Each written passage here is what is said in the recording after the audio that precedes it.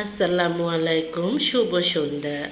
নিশ্চয়ই সবাই ভালো আছেন। আলহামদুলিল্লাহ, আমিও ভালো আছি। আজকে আমি আপনাদের সাথে শেয়ার করব এমন বিষয় যেটি আমাদের সবার জন্য অত্যন্ত গুরুত্বপূর্ণ। যেমন আমরা অনেকেই বলি যে আমার দ্বারা কিছু হবে না, আমি এটা পারবো না, আমি এটা করব না। আসলে কিন্তু পুরুষ মহিলা সবার মধ্যেই লুকিয়ে আছে কোটি টাকার মূলধন।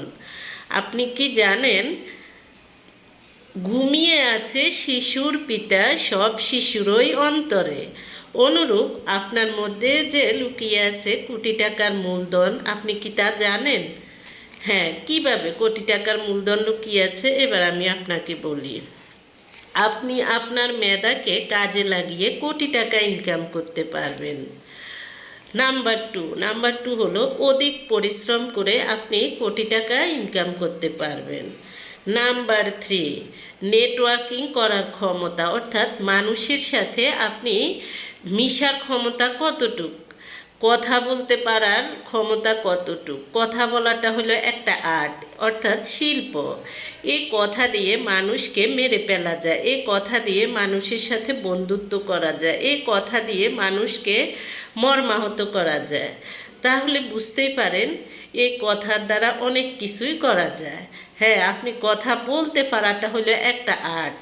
কথা বলা মানেই যে আপনি গীবত করা, কথা বলা মানেই যে আপনি আলতু ফালতু কথা বলা, তা নয়। কাজের কথা বলবেন, সেটা আপনার কাজে লাগবে।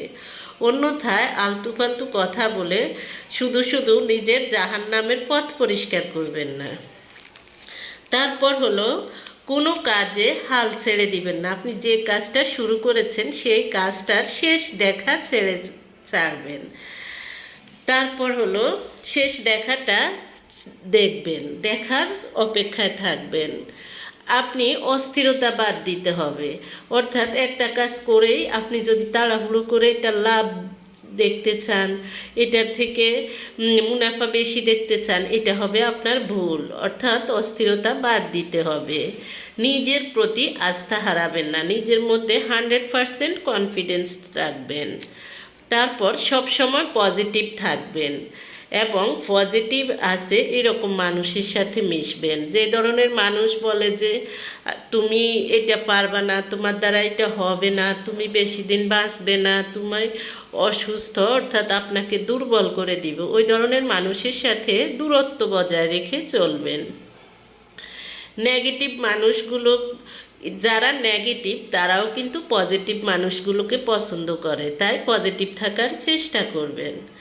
তারপর হলো আপনি কোনো কাজ শুরু করেছেন, আপনাকে নিয়ে কেউ সমালোচনা করতেছে, এটাতে আপনি পিছু ছাড়বেন না, কারণ সমালোচনার অপর নাম হলো সফলতা। যখন দেখবেন আপনাকে নিয়ে সমালোচনাটা হচ্ছে, অর্থাৎ বেড়ে যাচ্ছে, তাহলে আপনি বুঝবেন যে আপনি সঠিক গন্তব্যে আছেন। তাই সমালোচনা শুনে পিছিয়ে যাবেন না, কারণ একদল থাকবে, আপনি যাই করেন না কেন আপনাকে নিয়ে সমালোচনা করবে। তাই আপনি সমালোচনা শুনে পিছিয়ে যাবেন না।